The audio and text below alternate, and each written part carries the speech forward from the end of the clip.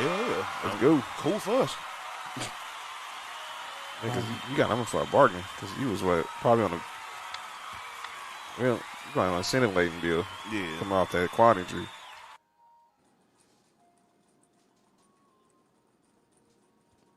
Boom, boom, boom, boom, boom. All right. Jogging my style. All right, we ready. All righty. All right. Let's drop that. There we go. Let's get it.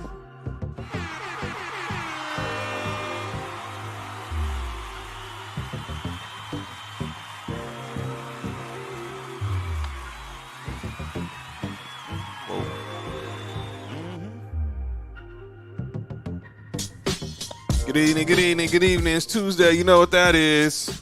Time for the number one sports podcast in the world. It's time for Sports for You on a Tuesday. Live on Facebook and YouTube. I'm John.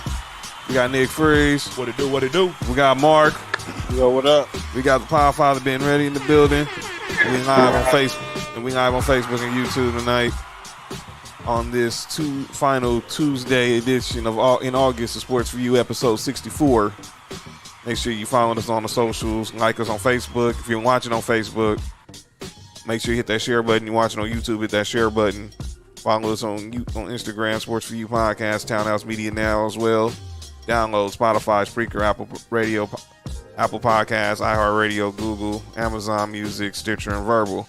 Lots to get into tonight. We're officially 9 days away from the start of the NFL season.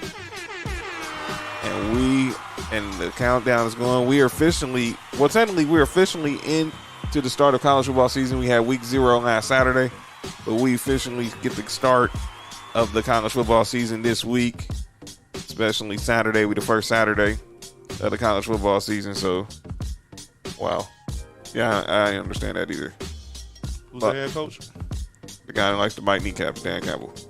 So I'm not to get into tonight. I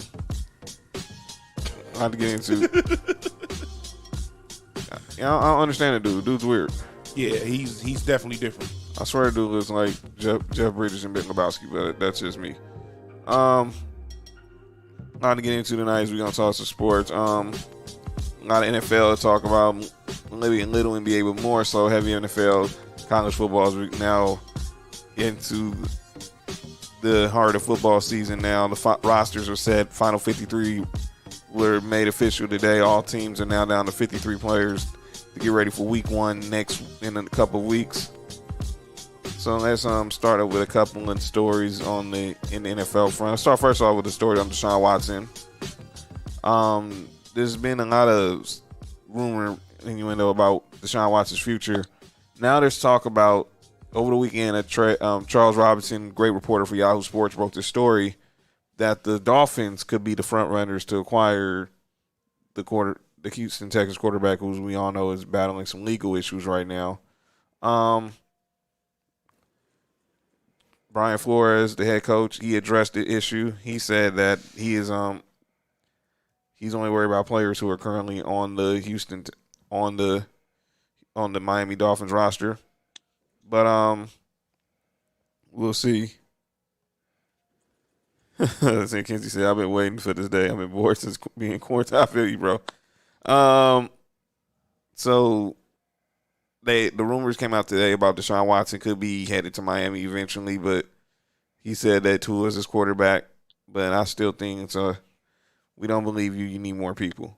I think if push came to shove and the Houston Texans called with the right offer and no legal issues were involved, Deshaun Watson will be traded in the blink of an eye. But right now, I think the NFL and the Texans have a little wink deal, basically saying, okay, we're gonna let y'all handle the situation. That's why there's been no exempless thing or any of that. But I think they're saying basically put him on ice. Because obviously, until there's a legal investigation, our hands are tied with the union. So therefore, now the Texans are basically making him MIA. So they're gonna go with Tyrod Taylor as their quarterback, and Davis Mills, and we'll see where his future holds.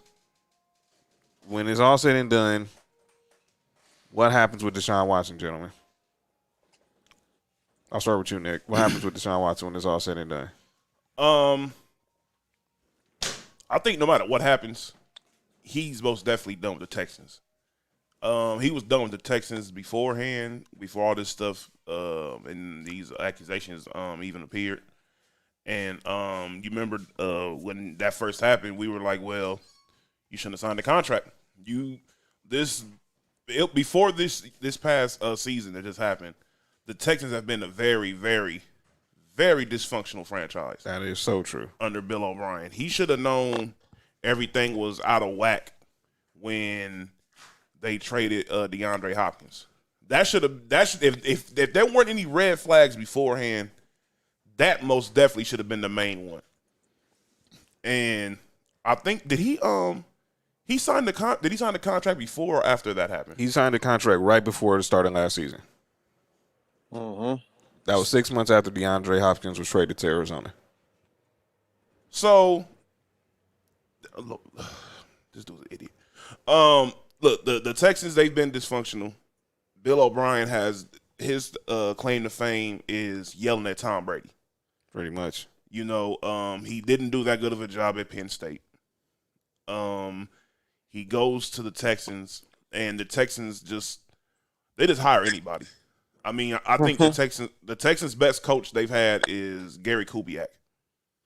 And you know, even though he won with y'all, John, it wasn't because of Gary Kubiak that y'all won. No, we won because we had Von Miller and we had y'all won because y'all defense. Y'all won because Wade Phillips. Phillips led defense. Thank you. Who was with Gary Kubiak in Houston, by the way. Mm-hmm. So I should tell you something right there. So, with that being said, I don't think he maybe this year he's going to be in this Texans jersey, but I most definitely expect next year. There's no way, even before free agency, anything happens, that this dude is going to stay in a Texans uniform. Mark, I'm with Nick, man. I knew that he wasn't going to be a Texan for long, even after we signed that contract. I think we talked about that in our group chat. Yeah, man. I do think he's going to end up being a Dolphin, which is going to be kind of crazy, putting him with that defense. What happens with Tua? Do you think I think we all believe he's going to end up in Miami. That's where he wants to go. He's hell-bent on becoming a Dolphin eventually. What happens? I'm assuming that Tua comes back to Houston in this trade. Yeah. I mean, anybody's better than Tyrod Taylor. You think Davis Mills is better than Tyrod Taylor too, Mark? I don't even know who he is, but yeah. He's the third round, the rookie they drafted in the third round with their only pick. Wait, what do you mean their only pick? Their first pick, I should say. Their first pick they had at the draft last year. Because Miami pretty much owned their entire draft because of Laramie Tunsil. Yeah, he probably better than Tyrod too. Laramie Tunsil. And they made two trades. Remember they traded Larry Tunsil and Kenny Clark. Yeah, What was that Kenny? No, Kenny Stills. Kenny Stills. Kenny Stills was actually it was the same trade. They got that was the same trade? Yep. Kenny Stills and Laramie Tunsil ended up in Houston for all those picks. Ryan Leaf is better than Tyrod Taylor. All right, everybody relax. Well, look. We're not going to start. We're not going to go down that. Maybe in college, yes. Yeah. Well, I don't know. No. Let's not disrespect Ryan Leaf, the football player, the former Washington State quarterback. No, I'm not giving nobody from Washington State nothing. Well, I understand why you're not doing that, Mr. USC fan. We'll get into college football in a minute. Shout out to USC. But another quarterback was on the move today, and that's the story that's been dominating the news cycle in the last 12 hours, and that's Cam Newton was released today by the New England Patriots. There's a lot of storylines with this. A lot of BS with this move. Obviously, this now makes Mac Jones now the starting quarterback. Who? Mac Jones, the former Alabama QB. He is now the starting QB for, yes. Who was the last Alabama quarterback that worked out? Well, I'm still trying to find the first one. Didn't Joe Namath go there? Well, I take that back. Kenny Stabler. Shout out to Ken Stabler. Rest in peace. Disrespectful to him. It's all That's good. right. So Joe Namath, Ken Stabler. I can't think of anybody else after that. And that was what, almost 50 years ago. Yeah, I mean, But we said the same thing about Ohio State quarterbacks. I think Justin Fields will be all right. that's because he's not a real Ohio State quarterback. You know where he came from. Well, Mark knows. You want to tell Mark that he was trying to get him back. He was trying to see if he's trying to still see if he has eligibility now. Nah, I'm just mad that our coach chose for him over him. But anyway, go ahead. So Cam Newton was released today by the Patriots. There's a lot of ways people are thinking. Obviously, some people been saying that Mac Jones should have been the starter from day one. Now he's showed that Mark was one of those that's basically said that he's pretty much earned the job. And then there's the cynical side where some people think obviously that some of Cam Newton's previous comments about vaccination and his mishandling of protocols probably put him in the doghouse with Belichick. I personally think this was something mutual. And obviously with the whole COVID protocol thing, that allowed Mac Jones to have a week of practice with the ones. And he had one good day, and that's all it took. And they said he basically, that day was pretty much perfect. That's all they needed. They just needed one good day. Out of those 4 days, they had one good day, and that's all it took. And that's where I think Cam Newton messed up. Obviously, now they said the whole protocol thing is being a bit of an overreaction, but there's no way if this didn't happen that he's not starting week one. But now the question is where does Cam Newton go from here? Is he done? Does he sign as a backup? I still think he ends up in Washington. Like my boy Jamie brought up today, they could have signed him last year and they didn't. I think that had a lot to probably do with him recovering from the shoulder injury and Ron Rivera. Obviously, Ron Rivera could have brought him in, but he brought in Taylor Heineke. He brought in Kyle Allen. Obviously, maybe not thinking he'd be healthy enough. I don't know, but where is Cam Newton's future? Me personally, I don't know, but it's Washington is a team that I like you said, they need a quarterback. I mean, they got Fitzpatrick over there, but by week 6 or 7, that's gonna be a wrap. Well, they've already announced he's starting. Yeah, that's what I'm saying. By like week 6 or 7, that Fitzpatrick stuff is gonna be done for. But that could be one. I could see him going to Philly because I don't think they're too sold on Jalen over there. There's some rumbling that the Cowboys might do their due diligence. They waived Garrett Gilbert and Ben DiNucci. They're keeping Cooper Rush as their backup quarterback to Dak. Is that gonna be playing week 1? I mean, I know a particular person who just drafted him in her fantasy draft. He's hoping that he is, but I think he's playing. I think everyone's been saying that he's not going to be going this season. I just think that's a smokescreen. I think he'll be ready week 1. I think just it's a bit of an overreaction because obviously he's still coming off the ankle. Now you have the shoulder. I think he'll be on the field week 1 when they take. But matter of fact, next Thursday night when they take the field in Tampa, they're playing the Buccaneers in the kickoff game. How crazy would it be if they were to sign Cam Newton? No, the Bucks. Well, they don't. And they figure out they make a specific plays just for him. I wouldn't put anything past Bruce Arians. I can see that happening, especially at the for goal line, because Cam Newton's going to score at the goal line. I put nothing past Bruce Arians. He does whatever he wants when he wants, and it's his way or the highway. Yeah, that's Bruce Arians. I got him going to Houston. Yeah, I can see that too. Yeah, because he's definitely better than Tyrod Taylor.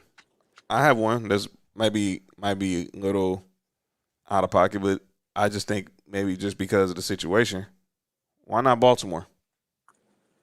You know something? I was thinking that he would actually be good for Lamar Jackson to learn from. Cam Newton, he's you know, the one thing, you know, early on in Cam Newton's career, you could say was he definitely is a better passer than Lamar Jackson is.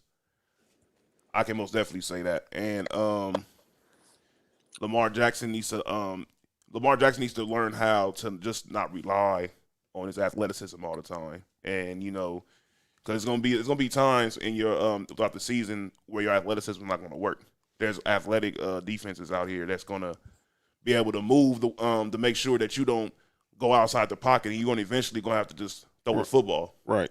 I think that's what's going, and I think maybe he can be a mentor to Lamar like that. But obviously, they're both MVPs, so I just don't think he wanted to play behind a rookie. I can respect that. He's an MVP. He's earned that right now to play behind a rookie. And so if he don't want to play behind a rookie, I get it. But now let's talk about the Patriots from the Patriots side of things. But even on that Baltimore side, right?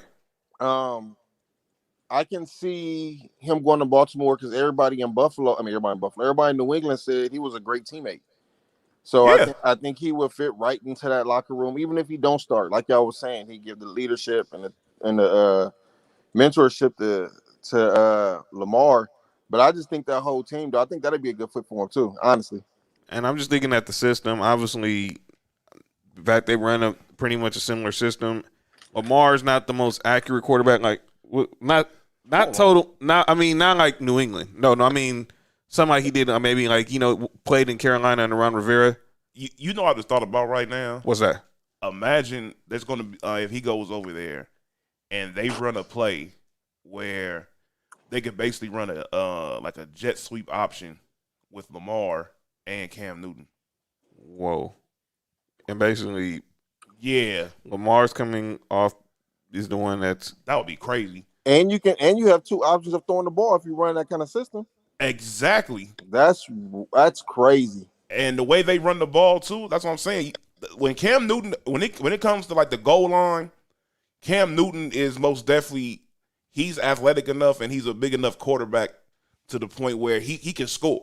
He's bigger than most linebackers. Right. And he can run just as fast as they can. So, you know, he's not an ordinary quarterback trying to run up over there, trying to get to the end zone. He's not Lamar Jackson. He's not gonna juke you all day. No, he's gonna run right past you and run you over. I've seen him do it. He's run over safeties. I've seen him do it numerous times. So what's the expectations with the Patriots? So Mac Jones is gonna be a starter now, day one. I do expect we do think they should try to make the playoffs, right? I mean, they should make the playoffs, right? I'm gonna be honest with you. You would think they would. I don't think it's all according to. See, New England's going to do a restart as far as like the way they play. They're going to have to go back to what made New England the team they are, which is they're going to be a defensive team first. You know, during the early Tom Brady years, the thing was their defense. You know, it was impossible to score on them at certain times, and you know they just dominated weak opponents and good opponents. They just frustrated the mess out of them. So and then Tom Brady didn't turn the ball over. You know, early on he was a good enough game manager before he got to the point where he's Tom Brady. Right. So I think they should try and do the same thing with Mac Jones. But the only thing is Mac Jones.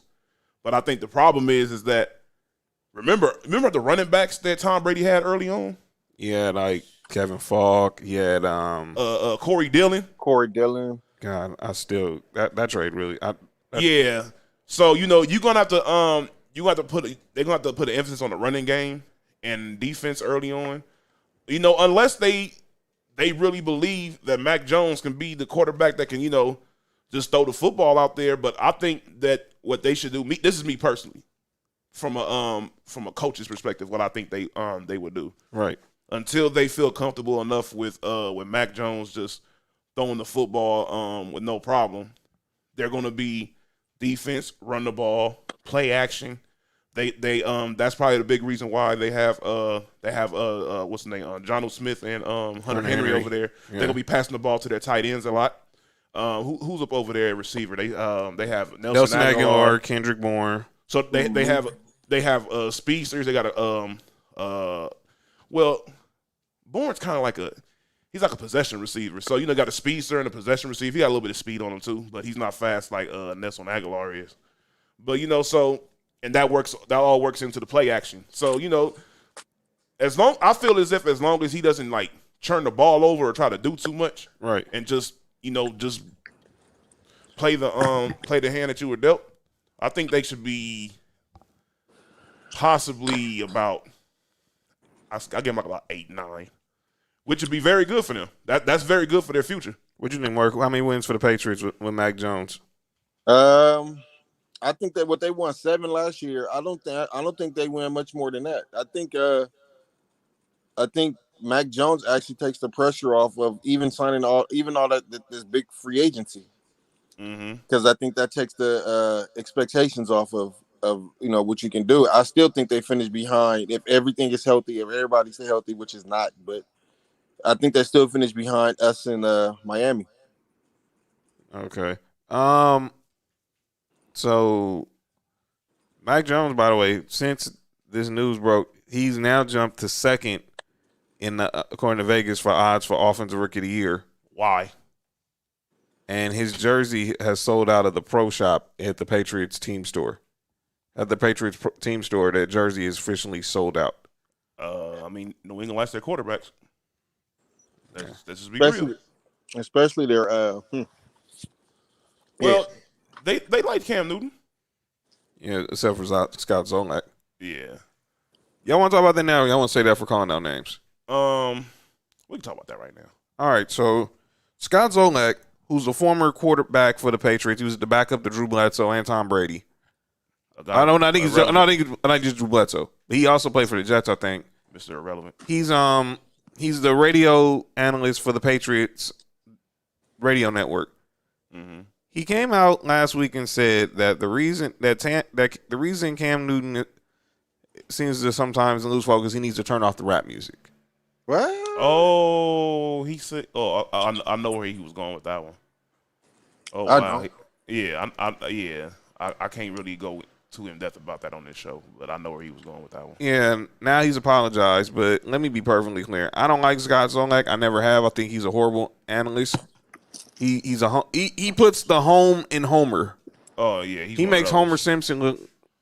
He's like the Homer Simpson of announcers. Oh yeah. Oh my God, this dude is horrible. And now he come out and says that Cam Newton needs to turn off the rap music. What are you saying, fam? Maybe you should have played some rap music. You done had a better career. Get out of here. Because people can say what they want about Cam Newton and what he is right now, but let's just be honest. Cam Newton has had a better career than Andrew Luck, the person who everybody thought was going to be the next Peyton Manning. And he actually played longer than Andrew Luck. Exactly. With the same amount of injuries, pretty much. Exactly. Won an MVP, went to the Super Bowl, did everything. He's won at every single level except for over here. Only thing he hasn't done is win the Super Bowl. He's been the Pro Bowls. He's been the MVP, Offensive Player of the Year, Rookie of the Year. He's done everything. So now, speaking of this, thing, everyone's been making moves. Everyone's moving jobs and new locations. ESPN they're making a lot of changes, and there's a couple of notable changes that I want to discuss. They're making a change to their national radio net lineup. So obviously the morning show is Keyshawn, Jay Will, and Zubin. Zubin's been away because he's been dealing with some medical issues. They announced that now Max Kellerman is going to be replacing Zubin in the morning show, which means Max Kellerman this is his last week on First Take. So now First Take is trying to turn into basically trying to make it First Take to be like Stephen A versus everybody. And that's the way it seemed like anyways. And one of the names they said that might be a regular contributor to this new way of First Take would be Michael Irvin. Why? Just to talk smack about the Cowboys. Why? So it could be an old man shouting match. That's pretty much it. That's all it's going to be. It's going to be like watching your two drunk uncles at a barbecue argue. I thought they was gonna do that show with Stephen A, Magic, and Wilburn. That's where I was get to. Now, they want that to be the new count. Stephen A is lobbying that to be the new countdown. Okay.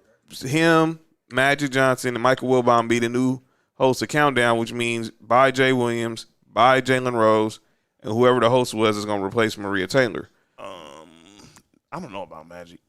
Well, that's just me. I think Magic's more so just the name personality, but I don't know about seeing multiple like debates about sports with. I don't know how in depth. Well, Magic will be strictly basketball. He'd be strictly on Countdown. I'm assuming they'd probably do it on the Saturday, be on the Saturday night game on ABC. You have Stephen A. and Wilbon and Magic here in the LA studios, and then you have like maybe have a rotation of hosts come in and debate Stephen A. on First Take. I can see that. That's what was going on for a while, anyways. Before they had Max officially do it, and that's where it seems like they're going to. And the report is that Stephen A. kind of doesn't like Max's "I'm the smartest guy in the room" type of approach to things. So Stephen A. feels threatened. That's all I hear. So Stephen A. don't like it that Max is smarter than him, is what he's saying. Yeah, that's what I'm saying. He feels threatened. So now, but that's not even the biggest change at ESPN. They're revamping their whole NBA coverage, and this is a topic we discussed in the last month. This whole situation happened with Maria Taylor and Rachel Nichols. Well, it was announced that the jump has been canceled after 5 seasons. 5 years on the 5 seasons, the jump has been canceled. Rachel Nichols will not appear back on TV on ESPN. And the cancel culture police came out, and they came out in droves. Every person who has something negative to say about Rachel Nichols came out and said it. And I'm going to say this. I watched The Jump every day. It was a good show. I love it. It was DVR watch for me, especially during the NBA season. We all know what happened with the whole situation with her and Maria Taylor. So we need to just relax. Maria Taylor's now off on doing going to NBC. We'll get into that also in a minute. But I just want to ask a question, and get y'all thoughts. Did cancel culture get The Jump and Rachel Nichols canceled? Oh yeah, because I've never heard any issues about Rachel Nichols ever before, and now all of a sudden it seems like everybody. I'm not saying that it's not valid, right? But I just find it weird that all of a sudden like everybody has something negative to say about her when I've never heard anything negative about her ever. Like even with like amongst NBA players, they have no problems with interviewing her. Obviously, Jimmy Butler doesn't. And you would go there, but yeah, that's crazy. My only question is I would like to see the ratings for that show before I say cancel culture did it. Because if the ratings wasn't where ESPN wanted to be, especially if they having this talk of having Stephen A., Wilbon, and Magic be an NBA show on there, and the ratings Rachel Nichols show ratings where it wasn't supposed to be, I can see them was gonna get rid of that show anyway. Go ahead. I said whether Rachel Nichols did that or not, I can see them getting rid of it. You know what I'm saying? You can trade Rachel Nichols and Kendrick Perkins and Richard Jefferson for Magic, Stephen A., and Wilbon. I think ESPN will take that every day.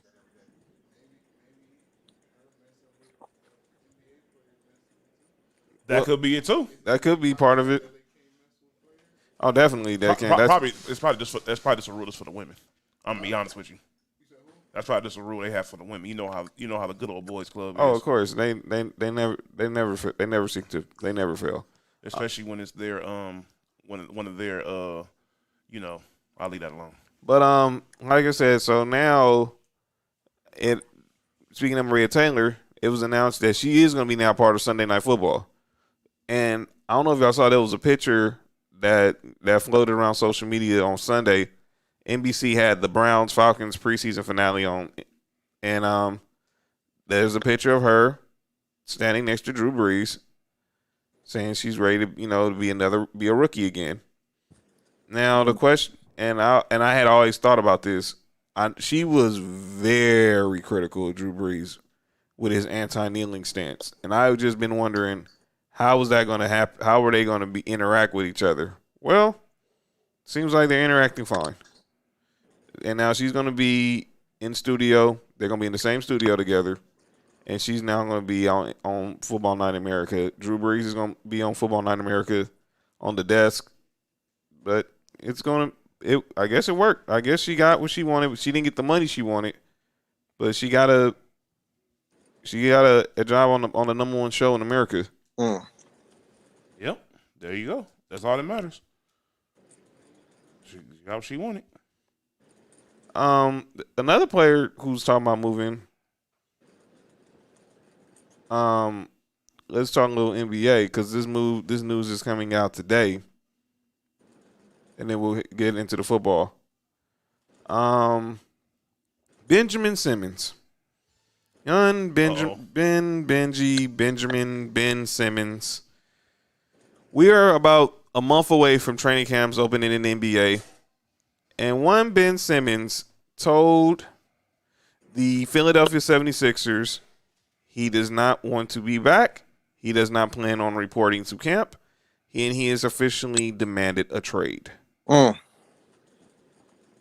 We pretty much knew this marriage was going to be on its way. This was on their way to divorce. Now the question is, what happens? Obviously, I don't think Ben Simmons is going to get traded anytime soon, knowing the history of the Sixers. But I do think he's played his. I do think he's played his last game as a Philadelphia 76er. But I just don't know how the Sixers get an interesting trade offer for him, especially after the postseason he's had, and you had the golden opportunity to trade for James Harden, and now you basically are going to get probably pennies on the dollar for Ben Simmons. First of all, your reaction to seeing the news that Ben Simmons is demanding a trade? I laughed. The nerve of this man. Honestly, man, I think this was intentionally done by Ben Simmons because he's saying that they can't get nothing back from him. Oh, definitely can't.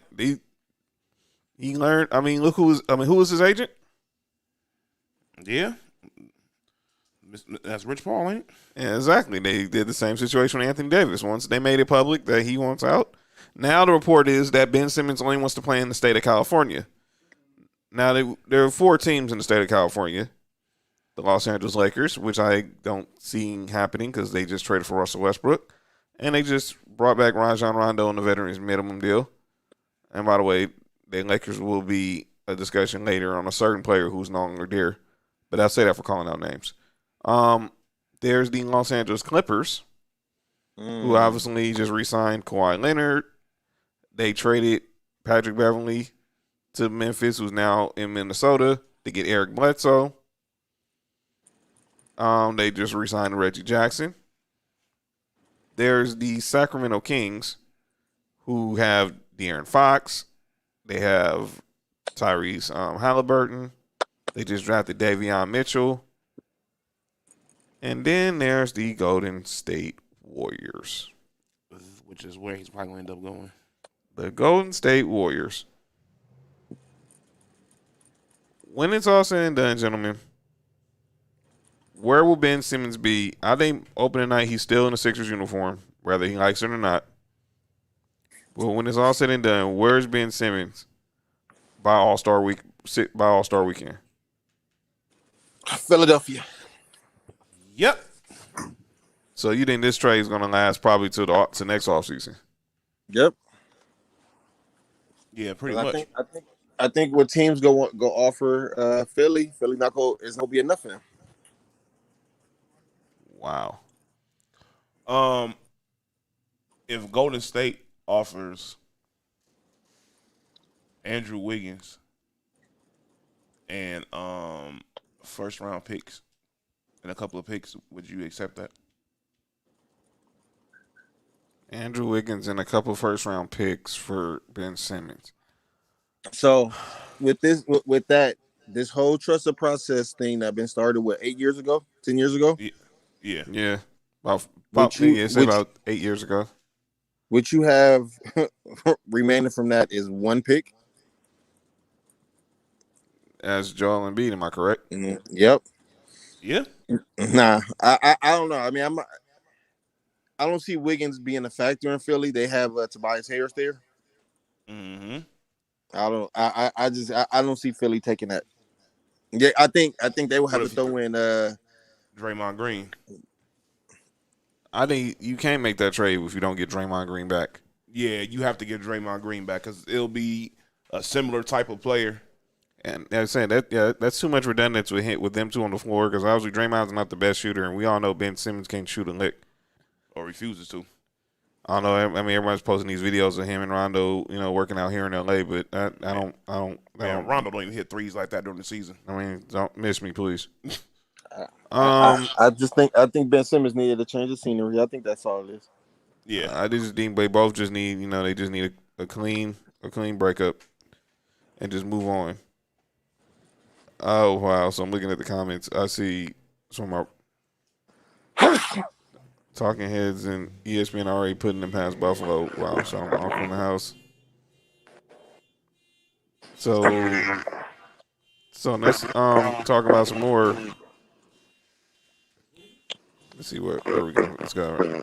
So we're gonna get into a little bit to the college talk in a minute. So you there, Mark? Yeah, I'm here.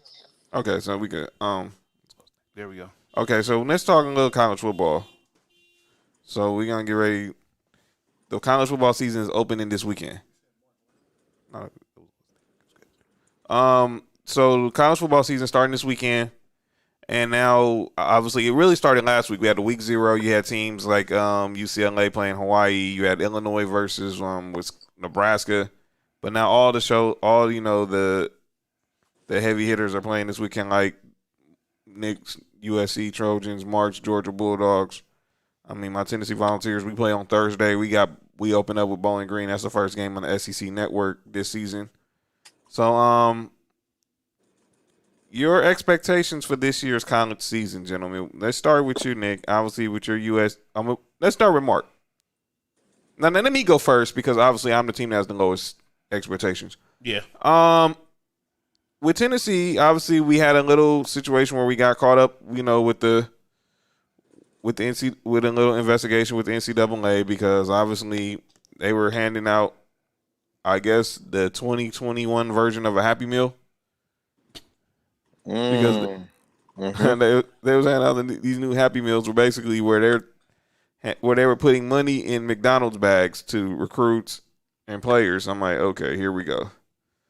But now we fired Jeremy Pruitt after that investigation, and now we have a new head coach, Josh Heupel, who was the former quarterback at Oklahoma, former coach at UCF. He's now the new head coach. We got a new quarterback with Joe. We got a couple new quarterbacks. We got from the transfer portal. We got Joe Milton from Michigan, and we got the quarterback from Virginia Tech, who's now going to be taking over. Who's now going to be taking snaps behind center. And obviously, I just want Tennessee. Look, just get back to being Tennessee.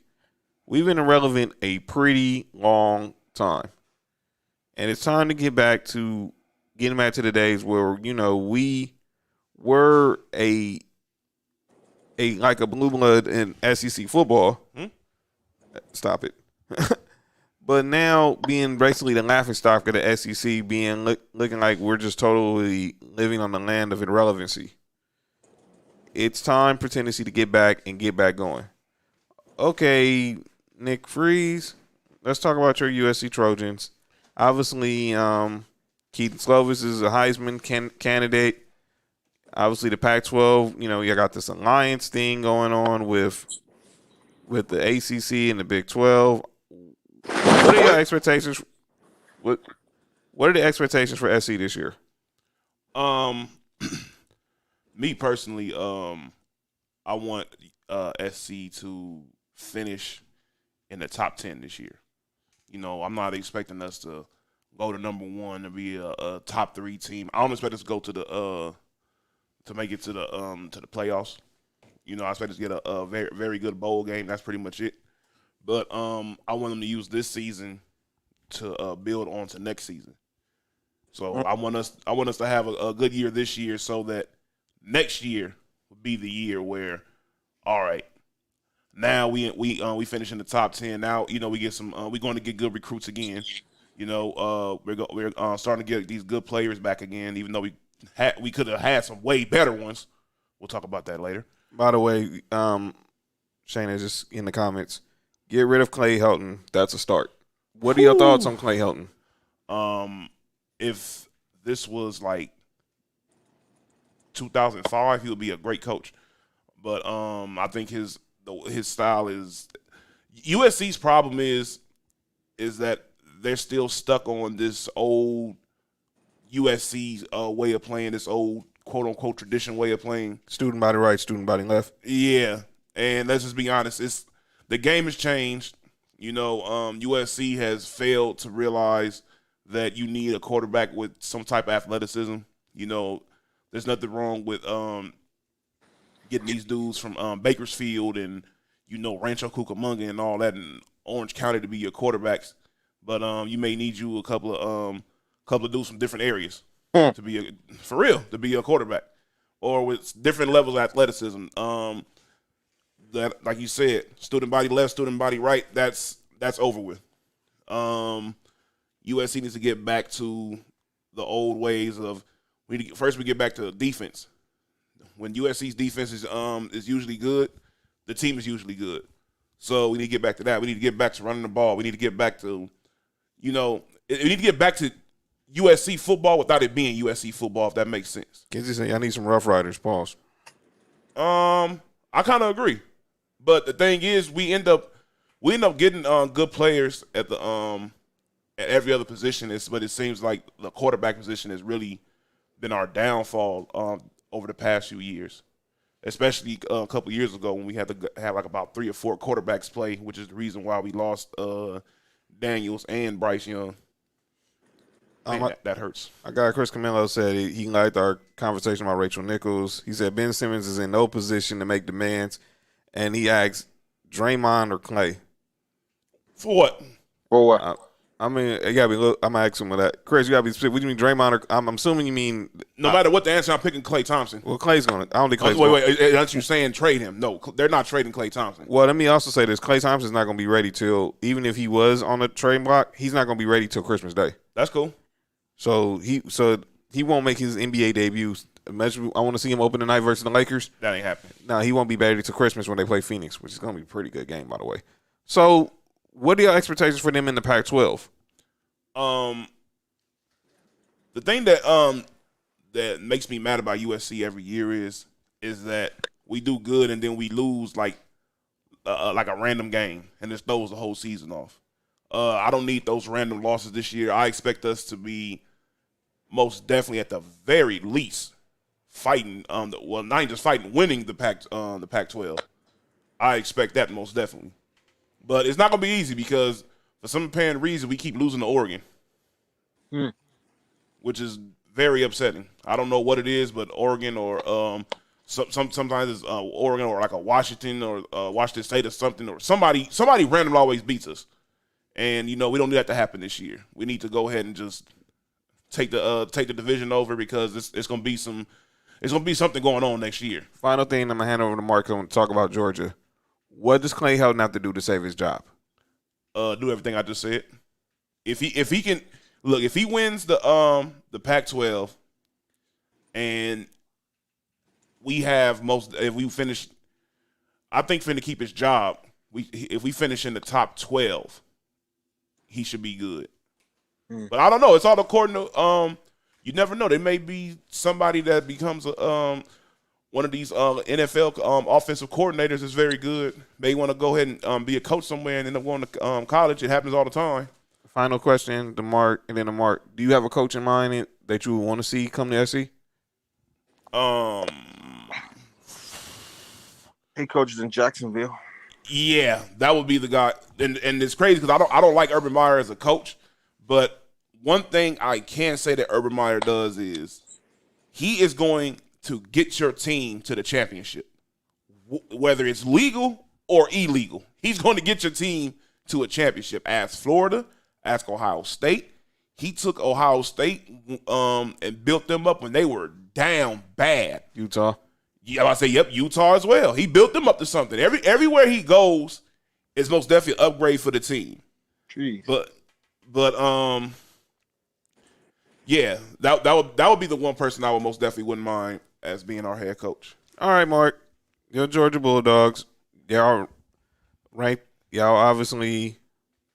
And by the way, you guys are ranked, I think, ranked 15th in the country this year so far. I believe it's 15. I have to double check that. And Mark, your Georgia Bulldogs right now ranked number 5.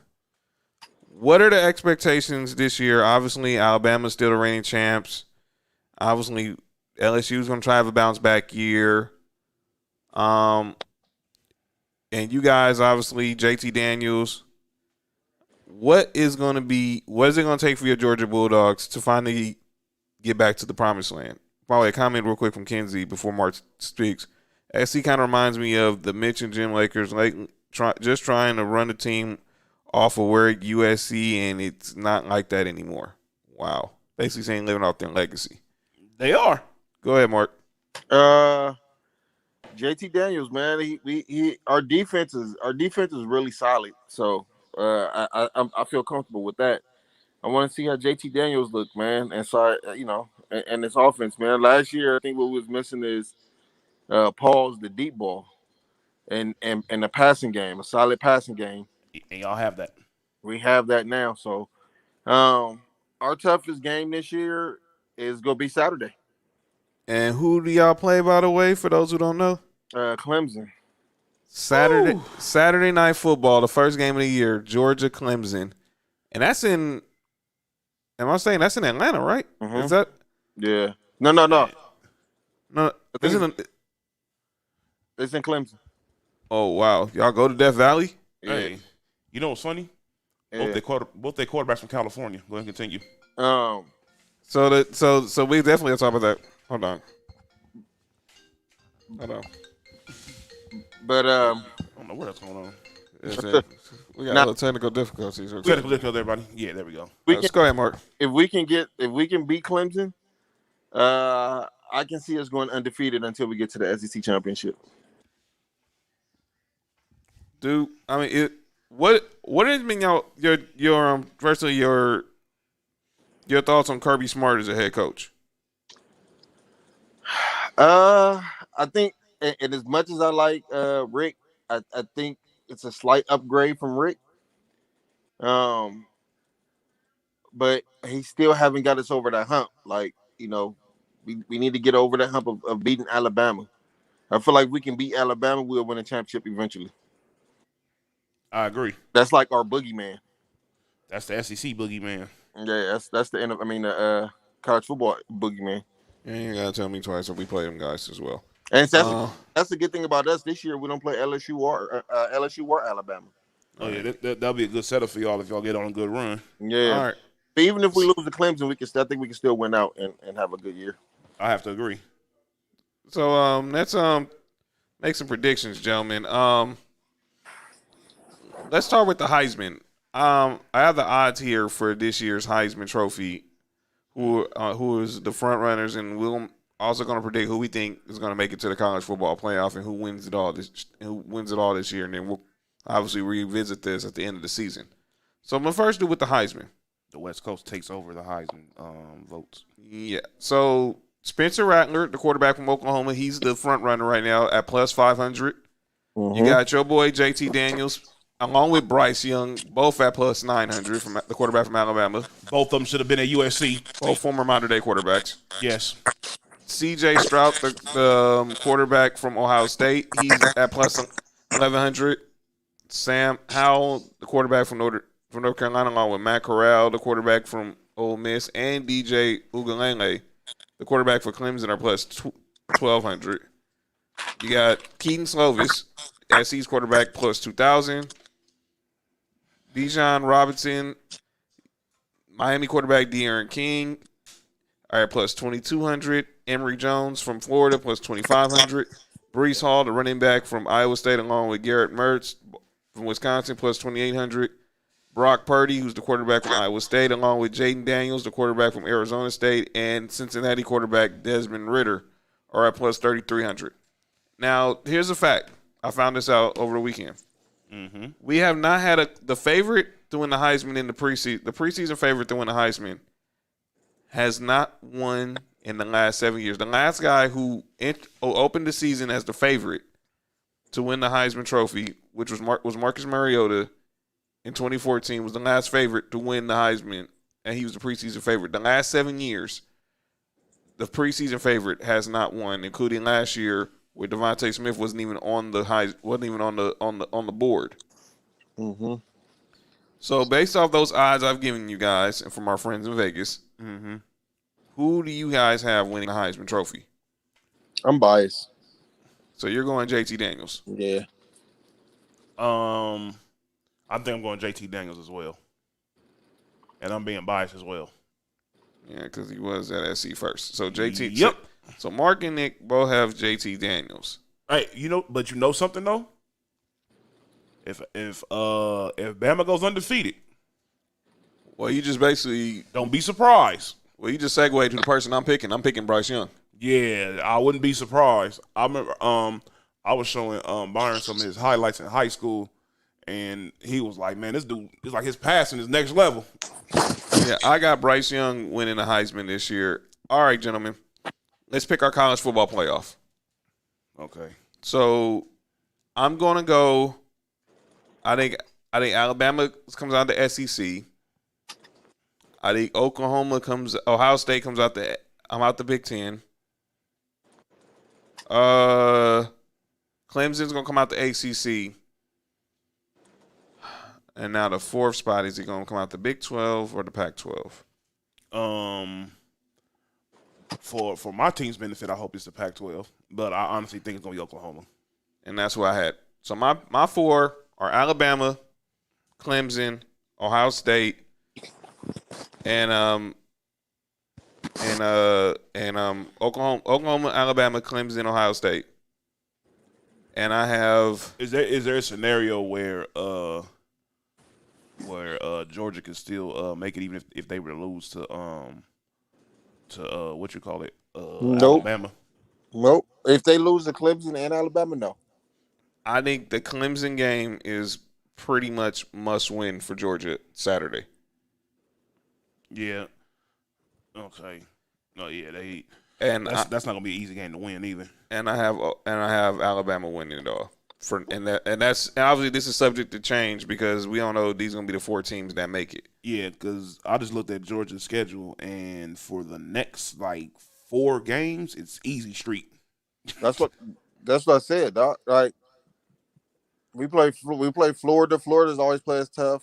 And that's towards the end of the year. South Carolina always plays us tough. And I think y'all still gonna beat South Carolina. Yeah. Y'all gonna beat UAB. Y'all gonna beat Vanderbilt. Y'all gonna beat Arkansas. Y'all gonna beat Auburn. Y'all gonna beat Kentucky. Florida is gonna be that after this Clemson game. I think Florida gonna be the toughest game y'all play. Because I think y'all gonna beat Missouri as well. For me, and this is a biasness. I got us beating Clemson Saturday, so I have in the playoffs I have Alabama. So Kenzie asks, why is Saturday a must win for Georgia? Because if they lose Saturday and then if they lose to Alabama, they're not getting in the playoffs. Yeah, they have to win one of those games to get in the playoffs. All right, Mark, give me your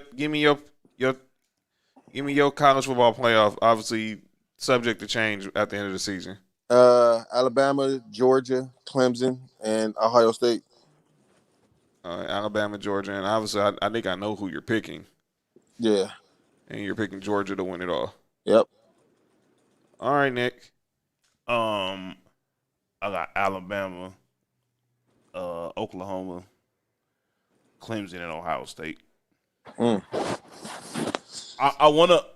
wanna pick Georgia.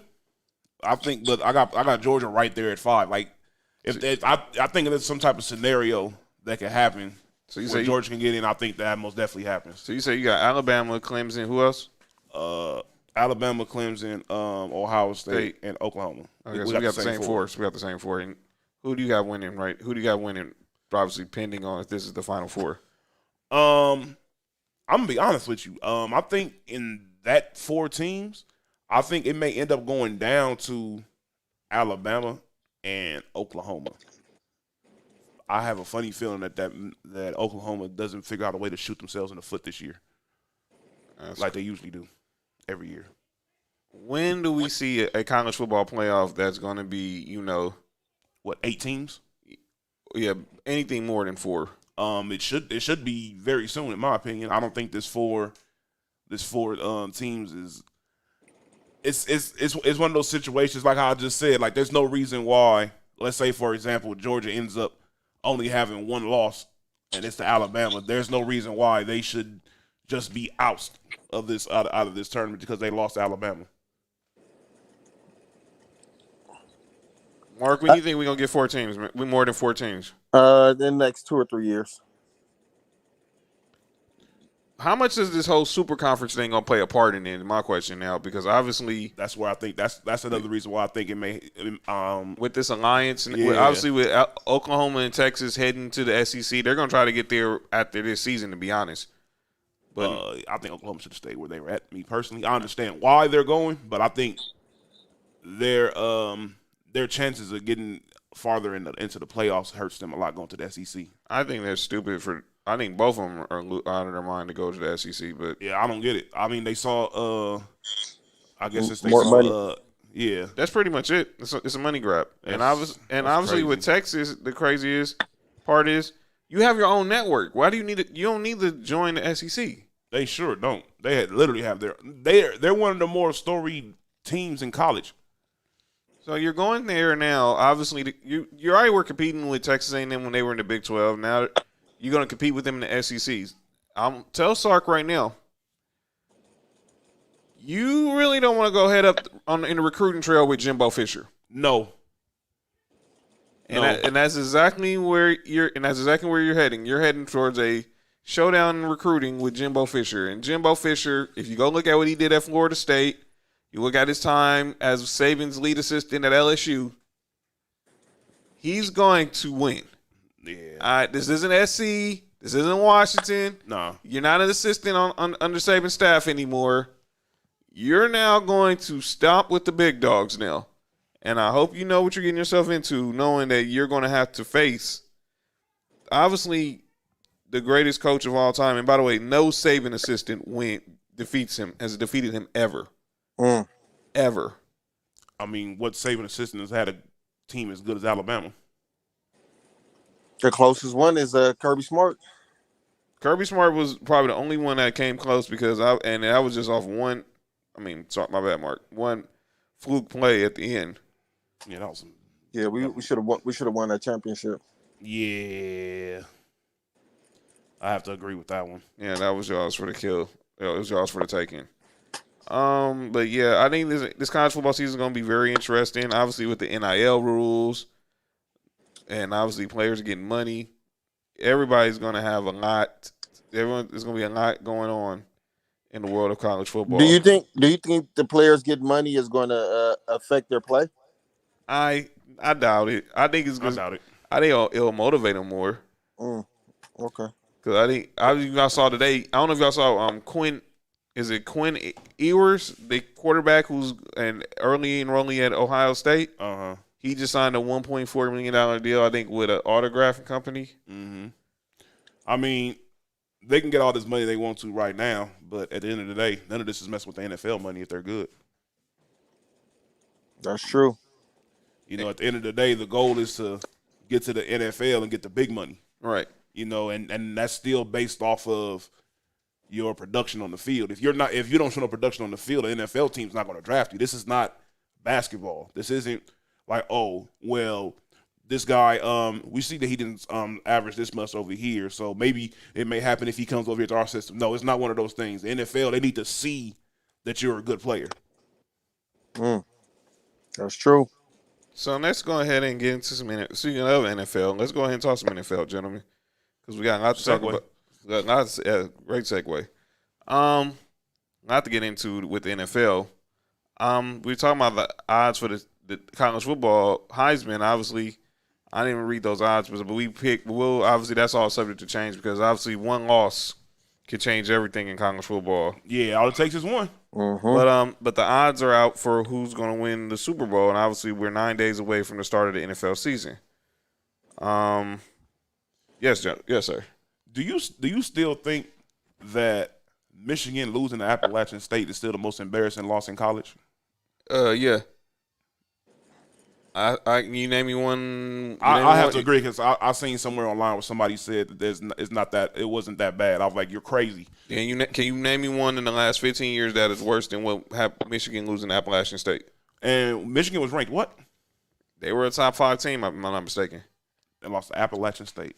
Wow. So the odds are out for the Super Bowl according to Caesar Sportsbook.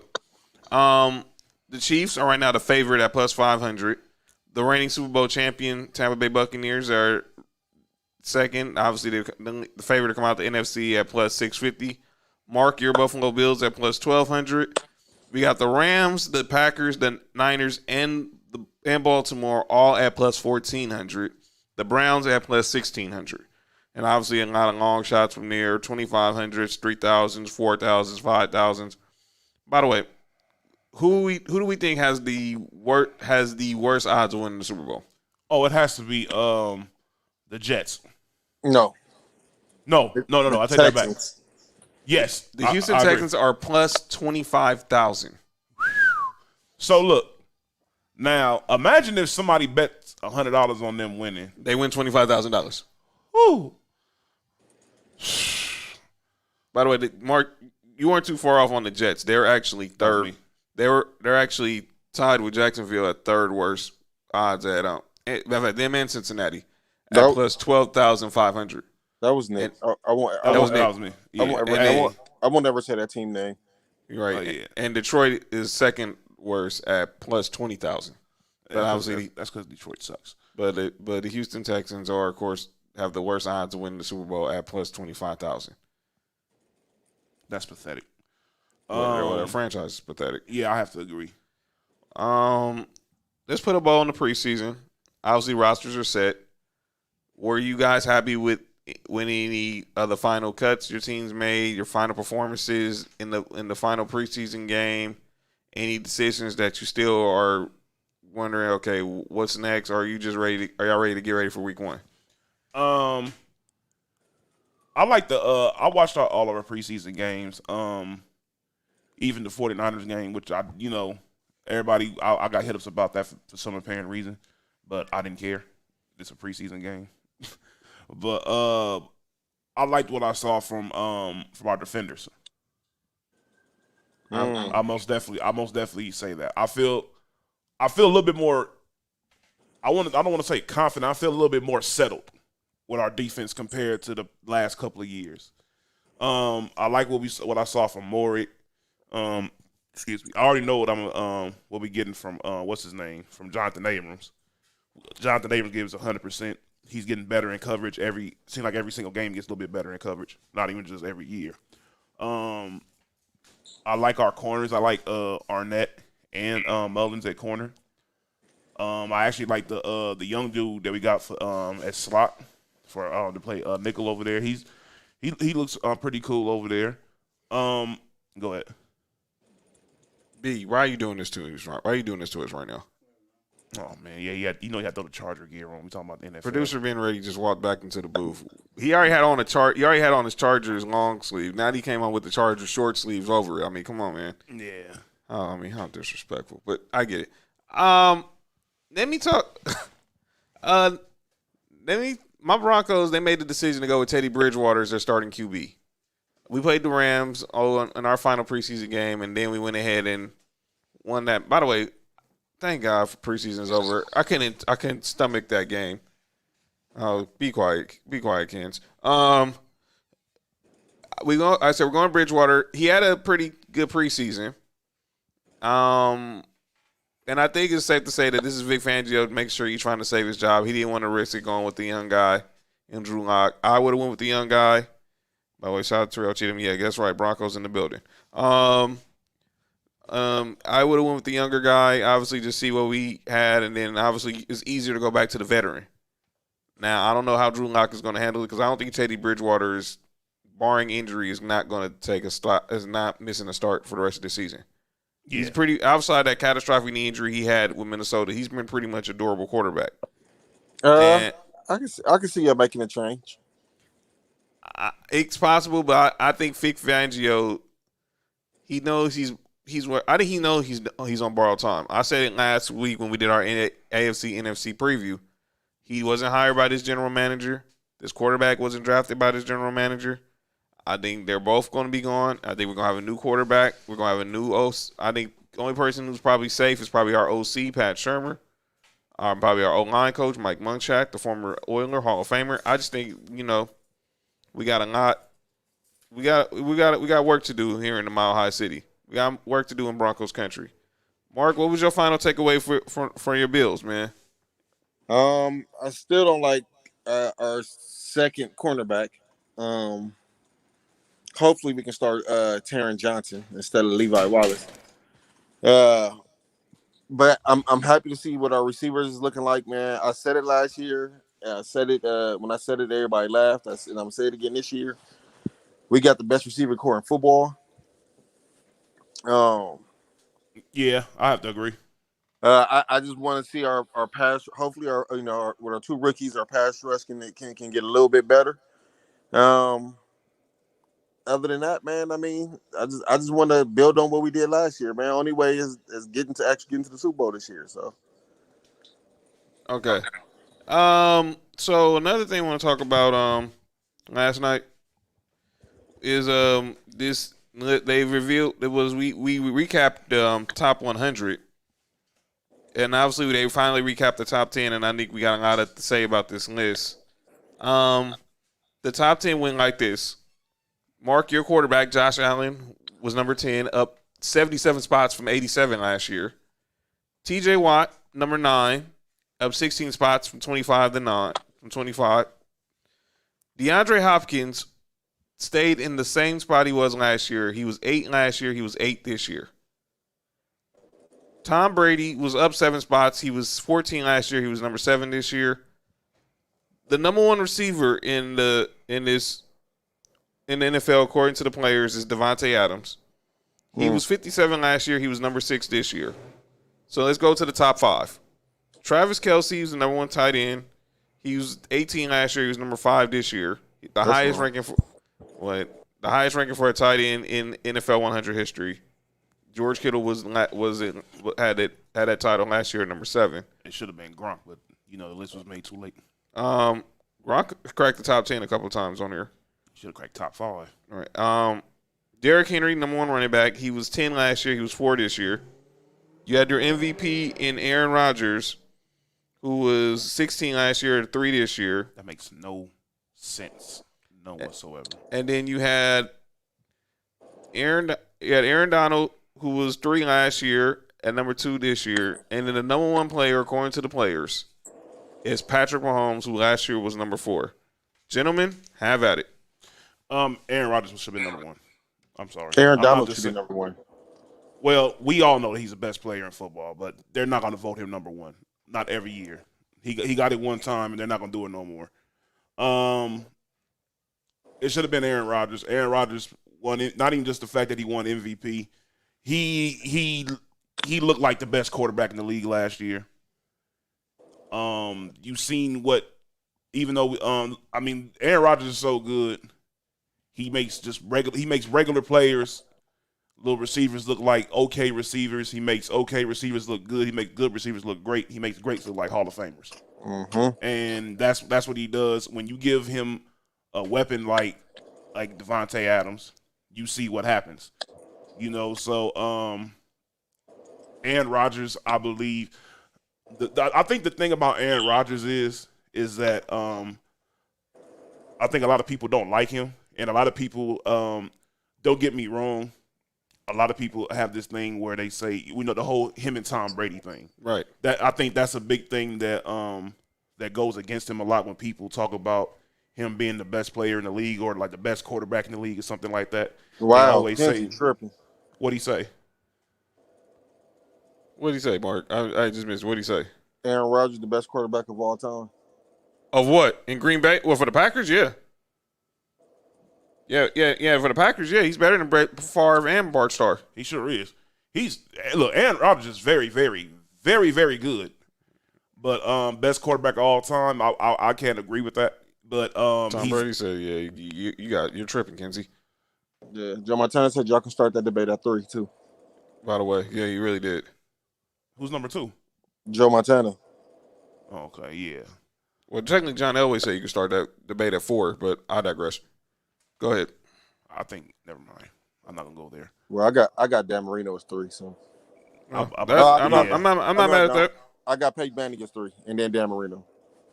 Well, they said, well, all three of them said they're better than Aaron Rodgers. So let's be real. Go ahead, brothers. Aaron Rodgers should have been number 1. It should have been Aaron Donald after that, and I think after that it should have been Mahomes, most definitely. I think they have Tom Brady ranked a little bit too high. That's my opinion, but I think they're most definitely showing him a lot of love because he won the Super Bowl. There's no doubt about that, and he's Tom Brady. And I think he had a good offseason. I mean, he's been looking good in the offseason too. So, yeah, I mean, I agree. I mean, it's Tom Brady. Based on last year, though, I wouldn't put him that high. That's the only thing I'm saying. Based off of what I saw Tom Brady do last year, I don't think that he was. What was he ranked this year? He was number 7 this year. I don't think he was number 7. Last year he was number 14. What, Mark? I think he might have been right back at 14 again. I'm gonna be honest with you. So if he's 14, then who's coming out the top 10? Well, who's going in the top 10? Who's number 11? That was Stephon Diggs. There you go. Well, he should have been in the top 10 already. What are y'all thoughts of Devontae Adams being ranked as the number 1 receiver? I don't think he's number 1 receiver, but it's not. I understand why they have him that high, but I still don't think he's a number 1 receiver, especially considering the guy who probably should have been ranked number 1. We all know who the best receiver in the league is, but the guy based off of last season who should have been ranked number 1 was number 11. Let's just be honest. That's true. Yeah. He led literally in every single category except touchdowns. And that was the one category Devontae Adams led. And don't get me wrong, 20 touchdowns is a lot of touchdowns for somebody that's not a quarterback.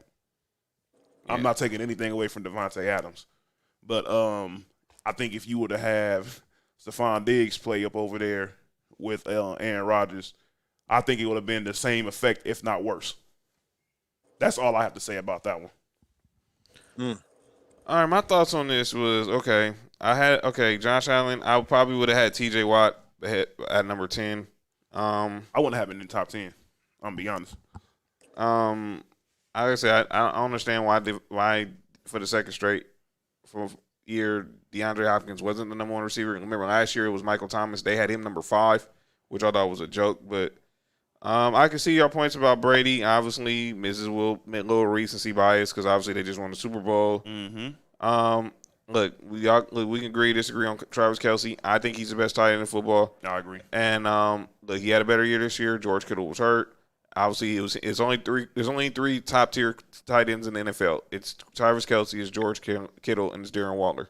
And it'll have to be 4 next year. Next year will be 4. By the way, Shayna drafted him. By the way. Oh, I was mad about that. I was about to draft him. Mark, man. And Mark said that too. He was like, I know who Nick was going to draft. Hey, because look, I text him. It's crazy. She took my Kyle Pitts pick, and then you took my Mahomes pick. Because I had texted Mark. I'm like, damn, he drafted him before I did. Josh messed up everything. I told him that, Mark. I told him that. I can't believe he drafted Josh Allen as the first quarterback. That's crazy. That's crazy. And so, because I was thinking, all right, second round, I can get either Josh, because I was gonna pick a quarterback with my second pick, no matter what. It was gonna be Josh Allen. So when Josh picked Josh Allen, I said, man, I got to get Mahomes. And then look what John do. Let's make this up. Yeah, at that point, somebody has to draft Patrick Mahomes. Yeah, man. Because Doc didn't take him, and I was like, okay. I couldn't believe. Look, I'm gonna be honest with you. If I was right after that pick, I would have drafted Mahomes regardless of who was right there. Just off the simple fact of somebody actually picked a quarterback that wasn't Patrick Mahomes, I'm drafting him. And that's the only reason probably why I took Mahomes. By the way, Kenzie said, "Did OBJ retire?" Yeah, but he's not. Look, based off of last year, He was hurt most of last year. Even his tenure in Cleveland, I can't put him that high right now. Yeah.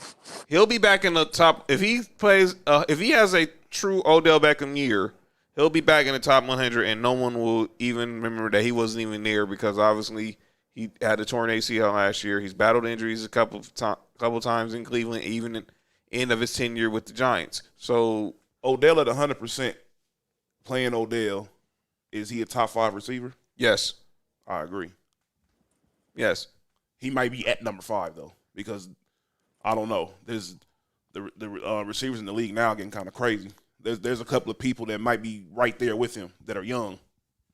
Yeah, One of them over there in Minnesota who I was going to draft.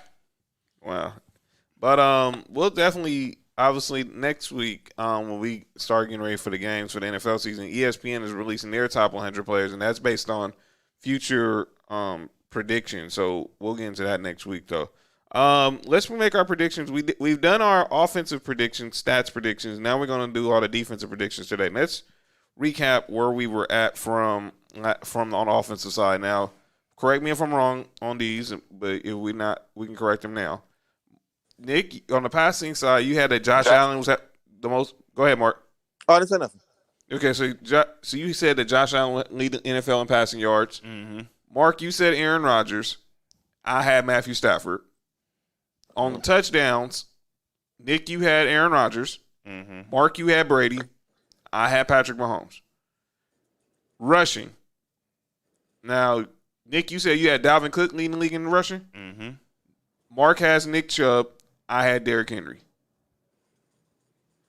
And then touchdowns, Nick, you had Kamara. Mm-hmm. Mark had Nick Chubb also leading the NFL in rushing touchdowns. And I had Derrick Henry also leading the league in rushing touchdowns. Receiving. Mark has Odell leading the NFL in receptions. Nick had DeAndre Hopkins. I had A.J. Brown. Receiving yards, y'all both had Justin Jefferson. Mm-hmm. I had DeAndre Hopkins. And in touchdowns, y'all both had Devontae Adams, and I had Adam Thielen. All right, let's move over to the defense. Who will lead the NFL in tackles next season? In tackles, Yes. Darius Leonard. All right, so Nick's going with the maniac, Darius Leonard from the Indianapolis Colts. What you say, Mark? Fred Warner. That's okay. Mark is going with Fred Warner. Okay, who am I going to go with? Somebody down. Fred Warner. So lead the NFL in tackles. And then I'm going to go with. Who am I going to go with for tackles?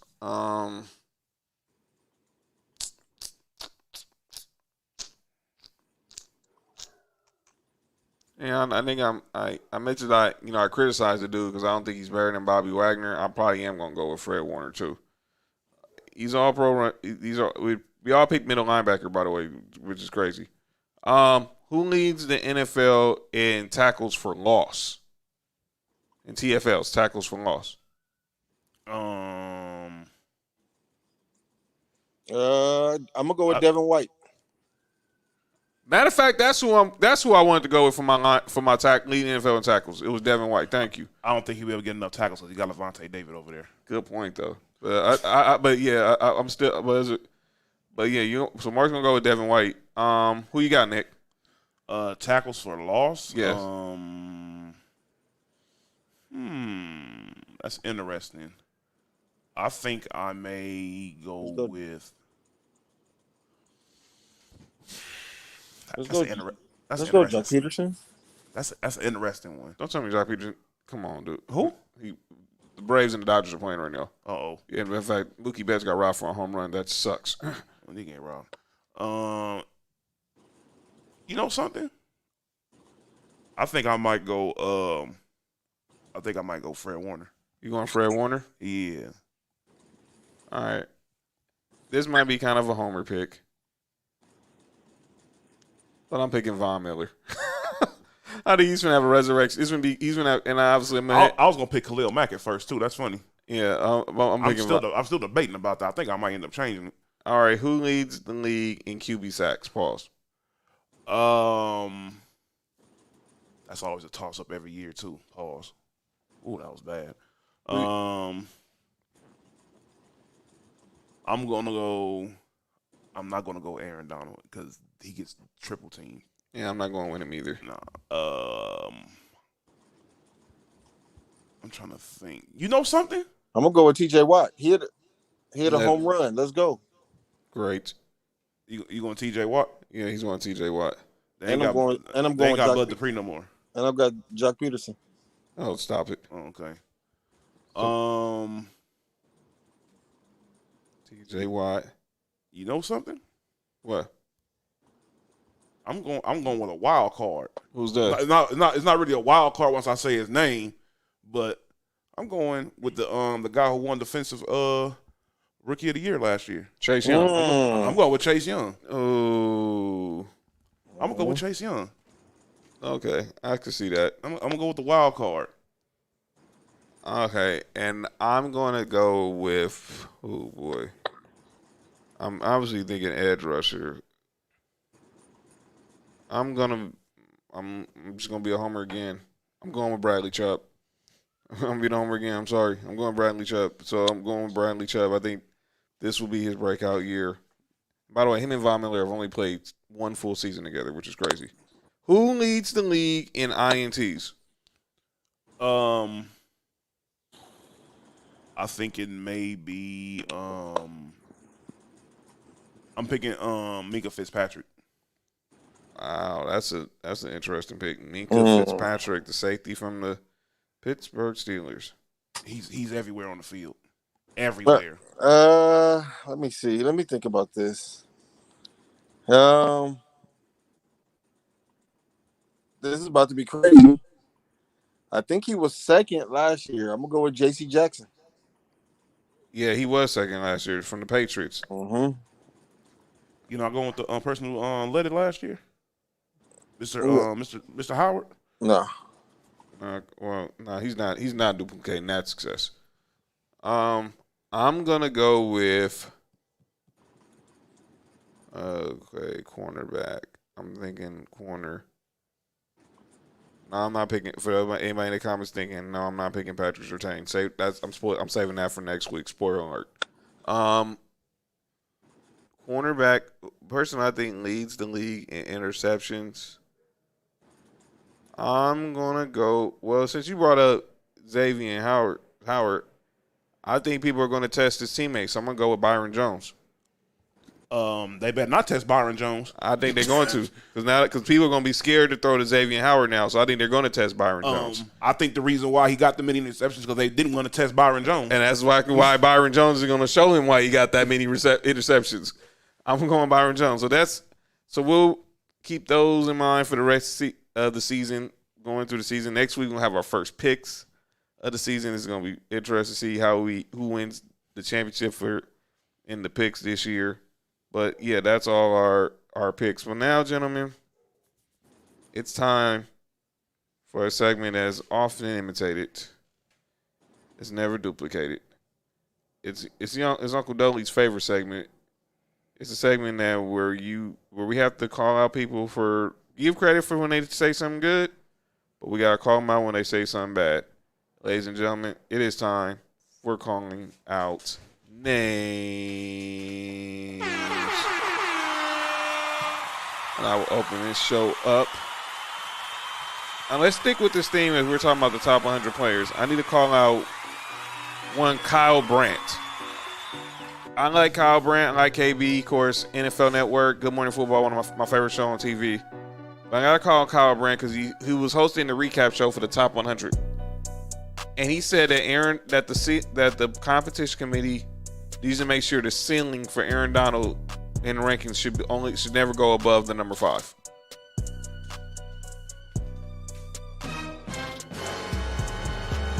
Let me be perfectly clear and good. Kyle Brandt, what are you talking about, man? Aaron Donald is the best player in football, period. You're telling me that you know 4 players in the NFL who's better than Aaron Donald? And I want to say this because him and James Jones, they were on the recap show, so they did their top 10s. His top 10 was this: Aaron Rodgers 1, Patrick Mahomes 2, Derrick Henry 3, and it's the thing, he had Aaron Donald 4. Ain't no way in hell that Derrick Henry is better than Aaron Donald. He had Derrick Henry 3, Aaron Donald 4, Devontae Adams 5, Travis Kelce 6, Josh Allen 7, TJ Watt 8, DeAndre Hopkins 9, and Tom Brady 10. But Aaron Donald can't be in the top 5. But can't be higher than 5. That's an idiot. That's all I gotta say. Yeah. That makes absolutely no sense whatsoever. And that's all I have to say about that one. All right, my next person, I'm calling out names. Might want to cut the beat for this one. To Laker fans and people in the media, y'all have really lost y'all mind. And I, as a member of Laker Nation, Showtime Forum, I've never seen an overreaction to the loss of the 15th player on the NBA roster than I seen last week with this overreaction to the fact that the Lakers didn't re-sign Jared Dudley. Jared Dudley, he is a good locker room guy. I respect what he brought to the Lakers the last 2 years. But let me be perfectly clear. I'm not finna be upset because the Lakers didn't re-sign Jared Dudley. You're not finna tell me I'm finna be upset because the Lakers didn't re-sign the 15th man. I mean, Kobe didn't. That's like Kobe being upset because they didn't re-sign Josh Powell or Adam Morrison. Are you kidding me right now? Stop. Bill Plaschke saying that this is basically going to, hinder the Lakers' road to a title. No, it is not. What will hinder the Lakers' road to a title is if injuries happen to LeBron James, Anthony Davis, and Russell Westbrook. Period. I respect what y'all saying with culture, and I'm a culture person.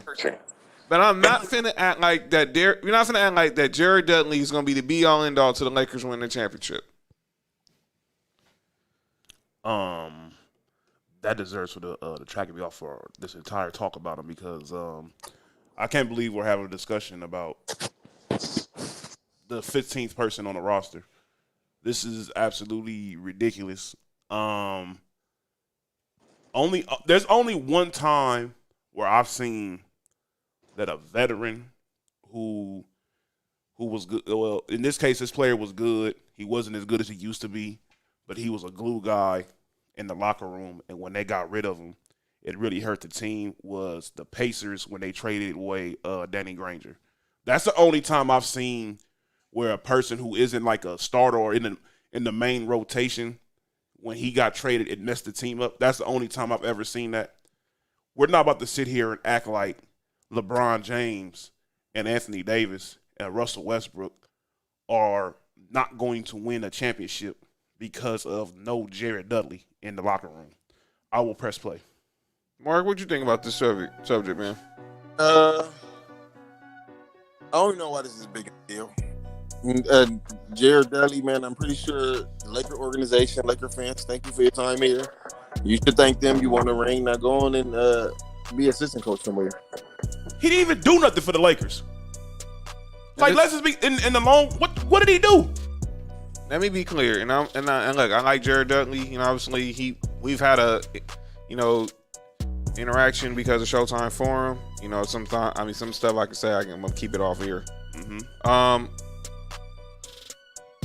This is me being, and this is my personal opinion. He's being a little entitled because he's now in LeBron's circle. Well, I hit the wrong one. Let me be perfectly clear. I don't hit the wrong button. This is basically him being a little entitled because he's in LeBron's circle. That's literally all it is because I can see no other reason why. And I'm not disrespecting Jared Dudley because Jared Dudley has most definitely put in some good years in the NBA, especially at Phoenix. He wasn't the guy that you just left open for a shot. You most definitely had to guard him at that 3-point line. My next person I'm calling out is Joe Buck. Joe Budden? Joe Buck. Oh, from Fox. Lead. Do you guys watch Celebrity Family Feud? I haven't seen it in a while. So this past Sunday on Celebrity Family Feud, you had the NFL players versus the legends.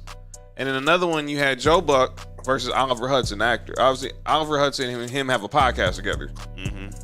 Joe Buck could have won the game for his family, him, his wife, his daughters. But he didn't listen to his daughter. And I'm looking at Joseph, Joey. A great man once said this. Nothing at all. What? The great Sidney Dean. Mm-hmm. Listen to the woman. Mm-hmm.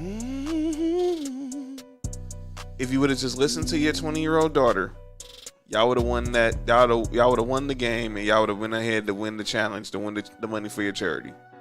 But you went ahead and said total opposite. And y'all go look it up. It's funny. But I'm like, wow, Joe, what were you doing? Joe was acting like Joe. He pretty was. Pretty much was. Shout out to Joe. Shout out to Joe. If y'all know what Joe I'm talking about on Netflix. Wow. Hey, October 15th. There we go. Oh, man. Okay, so my next person I'm calling out, so I need to call out the PGA. PGA? Yes. I'm really getting sick of sports trying to basically muzzle fans. So now they've announced that fans attending the PGA Championship this weekend, when Bryson DeChambeau is up to golf, can't yell Brooksy to troll him for his rivalry that he has going with Brooks Koepka.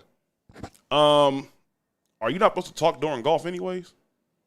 I guess I don't know, after you swing, you putt, you know what I'm saying? You can have interaction, but the fans can't yell Brooksy whenever he putts or whatever. The only way I see what's going on with that is, from what I've seen with golf, I don't watch golf consistently. I don't either. But the times I watch golf, mainly because Tiger Woods was playing, I'm not even about to lie. When I watch these golf tournaments, it's usually quiet. So I always assume that there was, like, golf is the quiet sport. So that's why them saying that is kind of understandable. But overall, I understand what you're saying as far as the muzzling fans. But golf is usually the quiet sport. So I can understand why they don't want people to do it. But I don't know. I don't think it's that serious for me, but maybe for the golf people, because in order to golf, you got to be part of an exclusive club. Pretty much. And I'm not part of that exclusive club, so I don't know the rules to golf like that. Maybe I will one day, but I don't know. From my knowledge, golf's always been the quiet sport, so maybe they're trying to keep it that way.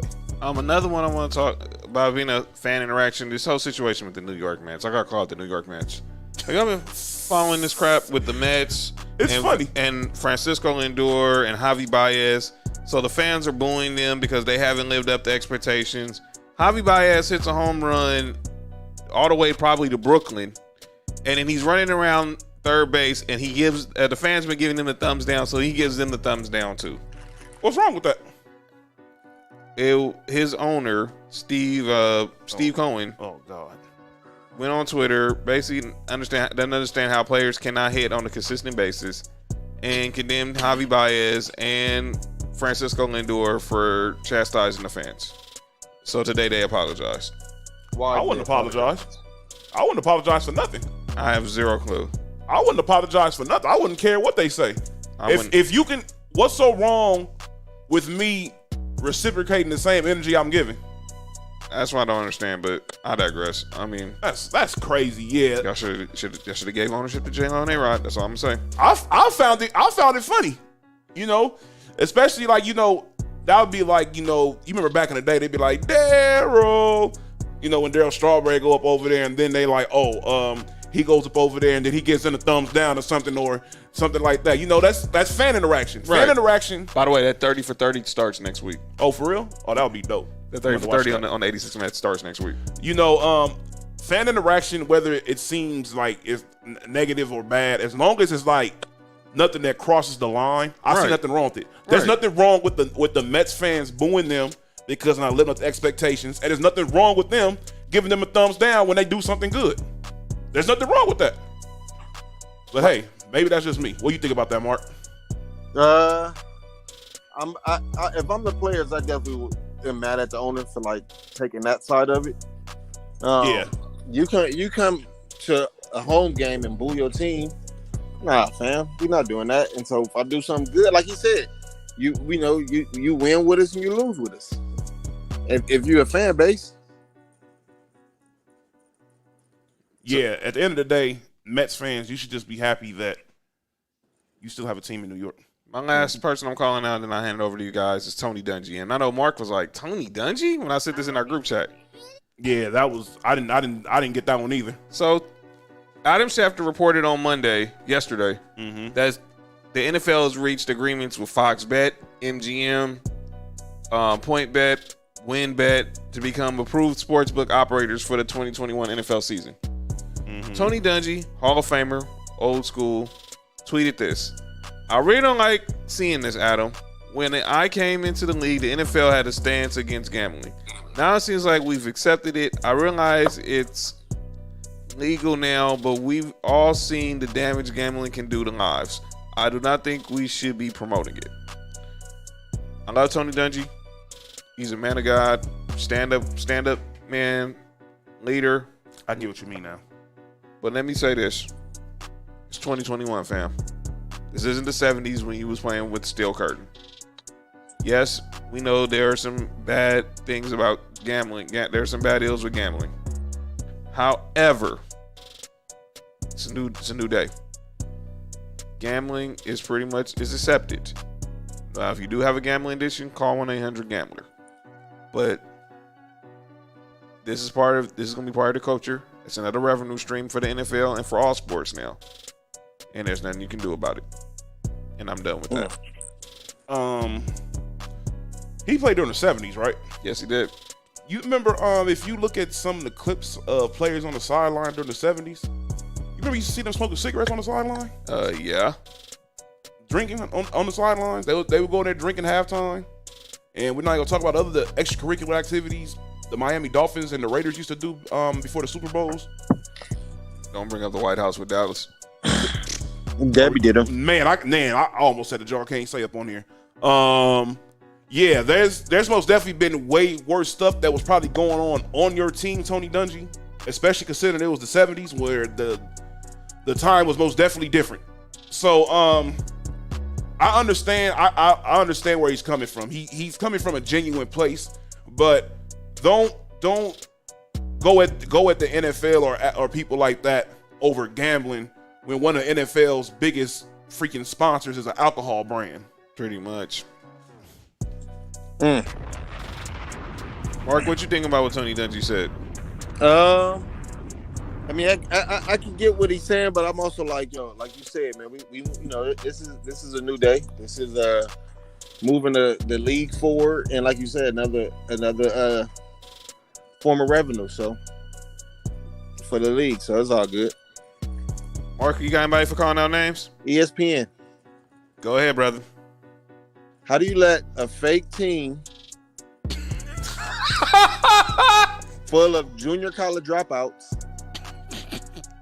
get on your national televised high school football game? For those who don't know this story, there's a school called Bishop Sycamore. How did we not talk about this before? Allegedly, it's a high school called Bishop Sycamore in Columbus. Mm-hmm. And they had a nationally televised game against IMG, the IMG Academy, this past weekend on ESPN. There's only one problem. Mm-hmm. There is no Bishop Sycamore Academy in Columbus, Ohio. This is a straight fraudulent way, a fraudulent team, school, you could call it pretty much a Ponzi scheme. And these guys are not high school kids. As Mark said, they're all 19, 20-year-old junior college dropouts who basically are composed this team so they can get money, get food, and everything. Their coach is under investigation. 3 of their coaches. And I think the head coach just got fired today. From what? From what? Exactly. Who fired him? Look, they were about to play Duncanville. And shout out to Modern Day. I think they just dog walked Duncanville too. But Duncanville was like they pulled out of out of the game. I'm like, what game? This team doesn't exist. They were literally made on paper probably like about a couple weeks ago.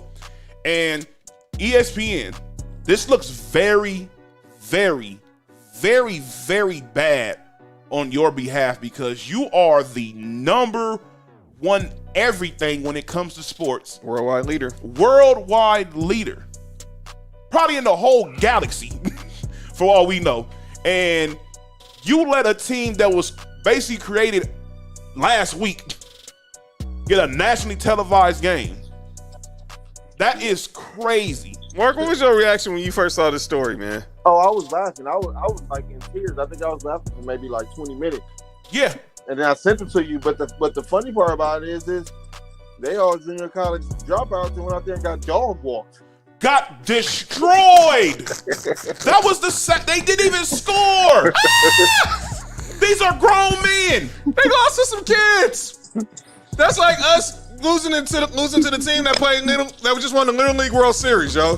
That makes no sense. Come on, man. They lost to a bunch of children. No, they didn't lose though.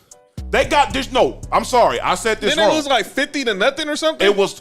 They almost scored 60 points on them. That was the look. That's what makes this whole thing pathetic. The fact of you cheated to get on TV, and then the fact of okay, it's all. If you lose, you cheat. All right, but you got destroyed, demolished, embarrassed, and then for everybody to find out that y'all are grown, got beards, got kids, multiple kids probably on. Kansas said the score was 58-0. Final score was 58-0. That is embarrassing. Listen, you know man. something? If I was that team that who let that beat them? IMG. If I'm IMG, you know what I'm doing for. If I'm the coach, you know what I'll do. I buy everybody on the team whatever y'all want as far as food this week because y'all just destroyed a bunch of grown-ups and make them look stupid. Mark, you got anybody else? Earn your degree in less than 12 months. No, but I do want to say that that 30 for 30 on that gonna be crazy. Oh yeah, that's definitely gonna be a 30 for 30. You please believe it's Gonna be crazy. But here's the thing, though. Will ESPN be? Who's going to speak on it from ESPN? Because no one's going to want to have their name attached to it, knowing that they were the one who got played. There's not gonna be a single soul that's gonna want anything to do with So this. they have to. It's not going to be. It's not going to have to be on ESPN. It's going to have to be on like Showtime or HBO because ESPN is not going to. Jamel Hill. That's what I'm about to say. Jamel Hill and Maria Taylor gonna speak on it. Yeah, they're gonna hop right on that story. It's going to be on Netflix like the Malice. It's going to be somebody. You can't have somebody. You can't have somebody. You know, there's no way with it. There's no way that this gets brushed under the rug. This is too funny. Nick, who you got for calling out names? Urban Meyer. Oh boy, I know where this is going. Hey, Mark, you heard about Urban Meyer? Nah. So Urban Meyer decided that, to even not even just thinking this, but to announce it. So they're talking to him, and he puts out there that during his cuts, that he's putting into the fact of this player is vaccinated or not. You mean to tell me that you may have a player that's very, very good and benefits your roster, but there's a chance that you may not, but he may be on a bubble or get up out of here because he won't get vaccinated? Go ahead, John. So you're gonna cut Trevor Lawrence if he's not vaccinated? No. You gonna cut James Robinson if he's not vaccinated? Nope. I know he's not playing this season. You gonna cut Travis Etienne if he's not vaccinated? Nope. You gonna cut Marvin Jones? You gonna cut Laviska Shenault? You gonna cut Miles Jack? Shut up, Urban Meyer. Yeah. Well, I think Cam Newton was cut because he wasn't vaccinated. That's a whole different story. Well, I think part of it with Cam was not just the fact that he wasn't vaccinated, it's that he screwed up the protocols. Now, he would have just been like, okay, it was a misunderstanding of the protocols. And then the fact that he had the missed practice and Mac Jones just basically had probably the best day, probably one of his Alabama days. Mm-hmm. Just for one day, that's all they needed. And that was not enough. So, but yeah, Urban Meyer shut up. Go ahead, Nick. That's your story. Go ahead. Yeah, so I find that to be absolutely ridiculous. That's not fair upon a person. Let's say, for example, a guy that's, like I said, that's very good, that's on the bubble. Right. And there's a player that may be playing lesser than him. My uncle said Cam dressing like an old lady. Wow, that's foul. Yeah, that's ridiculous. Shout out to my Uncle Kevin. H-Town, what's up? Oh, okay. That's not fair for a person that's on the bubble and for example, this person can give you some good production and you may have another guy that's a little bit lesser than him, but you're gonna choose the lesser guy because he's vaccinated compared to the guy who may give you better production because he isn't. By the way, how many missteps has Urban Meyer had since he became a head coach? At least 5. Obviously, we know the situation. He hired the strength and conditioning coach from Iowa, who we know is under investigation for racial and abuse. Mm-hmm. You basically trying to say that, I'm not announcing a starter, even though we all know Trevor Lawrence is the dang starting quarterback. Shut up. Yeah, like you gonna start Gardner Minshew over Trevor Lawrence. Gardner. You ain't that much. By the way, idiot. does anyone know where Gardner Minshew is right now? Did he just get cut somewhere? No, he's got traded to Philadelphia Saturday morning. Man, I wish I could play the one I want to play, but go ahead. Yeah, so Urban Meyer, just shut up, man. Look, I said this to me, and I said this before the show. This isn't Gainesville. This isn't Columbus. This isn't Utah. Salt Lake City. Nah. This isn't Bowling Green. Urban Meyer, this is the NFL. Not for long. No fun. They're not messing around. Nah. You got a 6-year contract? That's cool. But man, you better stop stepping in your own you-know-what. Yeah. Despite your face. Yeah. I have to agree. But I will say one thing. If he wants to do all that craziness and all that other stuff, you can go ahead and go to Southern California, right there on Figueroa, and there's a school that will accept all of that craziness that you have, and they have no problem dealing with the consequences as long as we win. By the way, if you don't want to go to Southern California, you're already in the South. You can go right down to Knoxville, Tennessee, and we'll gladly accept you. There's a better chance of winning out here. And, I mean, probably, obviously, but I'm just saying. I mean, but in Josh Heupel, I trust. I will see. Yeah. You got anybody else calling on names, brother? I think that's it. And ladies and gentlemen, that's calling out names. About to head on out here. This going to give you a preview for what we got going on next week. Oh, before you say that, what we got, brother? I'm gonna change up the usual outro music. All right, and play one of my exclusives for everybody to play in the background. Oh yeah, so check it out. We got some exclusive from 99 Gorilla. So check it out. Make sure you follow them on Instagram. Go ahead. Next week, we will recap week 1 of the college football season. Obviously, the first weekend, we'll recap how some of the marquee matchups went down over the weekend. And we will have our first NFL pick segment of 2021. We will be picking all the games from week 1, who will win. We're going to pick a game against the spread. And we're going to give you a fantasy football nugget for the week. So good luck to y'all as we get ready. If you're getting your fantasy drafts ready, make sure go out there, follow some people like my guy JV, the JV show. They're good guys on Instagram. You can follow. They give good content on fantasy football. Obviously, if you don't want to follow ESPN or NFL Network, our guy Ben Fair, although he's in our league, the sports veteran, he's great on fantasy football if you want some analysis. But we still coming for you, B. It's nothing business, nothing personal, just business. Because obviously, some money on the line. You know what I'm saying? Most definitely.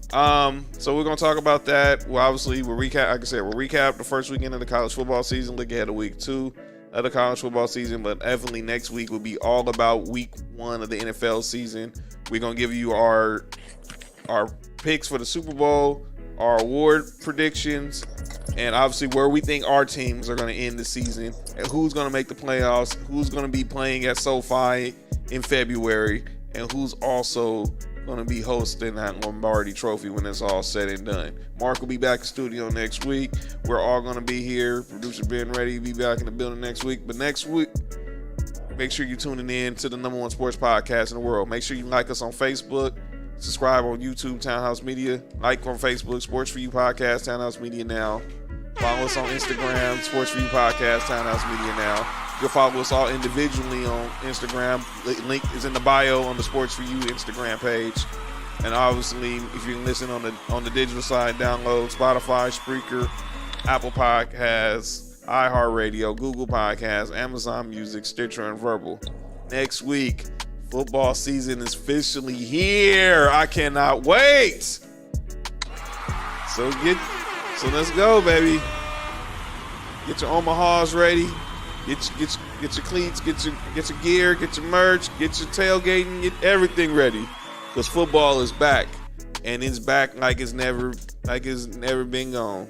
Fans are back, and we're gonna be all about football starting next week. Most definitely. So next week, see y'all here again. New exclusive from my man 99 the Gorilla. Make sure y'all follow on Instagram. Most definitely. If you want to hear more exclusive and download, subscribe to where you find your music. But this has been episode 64 of Sports for You. I'm John. That's Nick Freeze. Yes. That's Mark. Yes, sir. And we gonna see y'all next week. Peace, and we out. Good night.